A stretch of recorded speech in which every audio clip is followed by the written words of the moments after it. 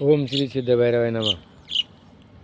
बघा, घर असावे घरासारखे, नकोच निस्त्या भिंती.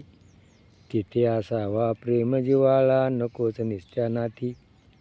बघा, आज घरे बंगलेत, पण काय झालंय, तिथं एकमेकाचं प्रेम नाही आहे, जिव्हाळा नाही आहे, निस्ती नाती आहेत. बघा, आज घरामध्ये बायको मुलं सासू सासरे जे आहे ना, तर एकमेकावर प्रेम नाही आहे. मुलाजवळ मोबाईल तो त्या नादात, बापाजवळ मोबाईल तो त्याच्या नादात, बाई टी व्ही, आणि कोणाचा संपर्क नाही आहे.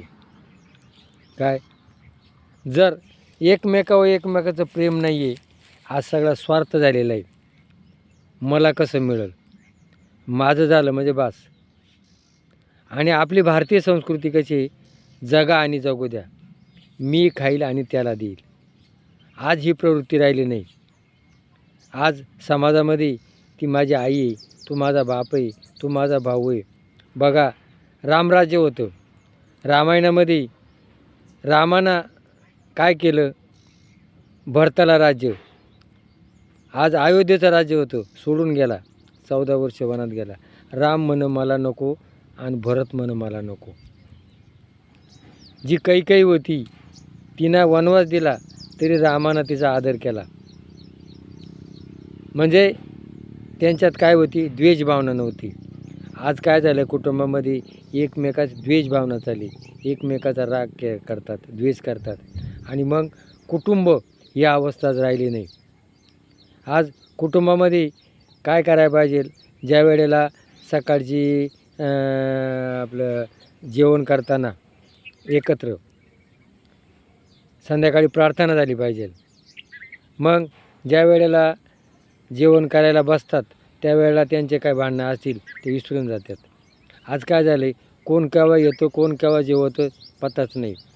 जसं गुरांना वैरण टाकली ते खातात, तसे आज झालेले. आणि मग संध्याकाळी ज्या वेळेला प्रार्थनेला बसतात त्यावेळेला आज काय काम केलं, उद्या काय करायचं, आणि त्यांचे राग विसरून जातात. म्हणजे परमार्थ आणि स्वार्थ, म्हणजे कुटुंबात प्रार्थना राहिली नाही. म्हणून प्रत्येकाच्या कुटुंबामध्ये संध्याकाळी प्रार्थना ही झालीच पाहिजे. प्रार्थना झाल्यानंतर जसं जनावरांना खुटा असतो ते बांधायचं, तसं आज मोकळे झालेले. म्हणून एकत्र येण्याकरता भगवंताचं चिंतन केल्यानंतर ते एकत्र येतात. घरात विचार येऊन येतो, एकमेकावर प्रेमभाव येतो. अहो, या जगात आपण आलो आहे, काही आणलं नाही, या जगात आपण काही नेणार नाही, हे सगळं इथंच राहणार आहे. मग या क्षणिक सुखाकरता आपण सगळी तोडमोड केलेली.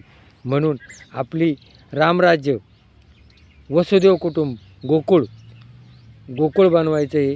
गोकुळ बनवण्याकरता आपल्या कुटुंबामध्ये एकत्र या, एक विचारानं या, तर जीवनाचा विकास होईल. जरी केलं तर आपल्या जीवनाचं सार्थक होईल. हे पटलं असं तर क्लिक करा. जय भैरवनाथ महाराज की जय.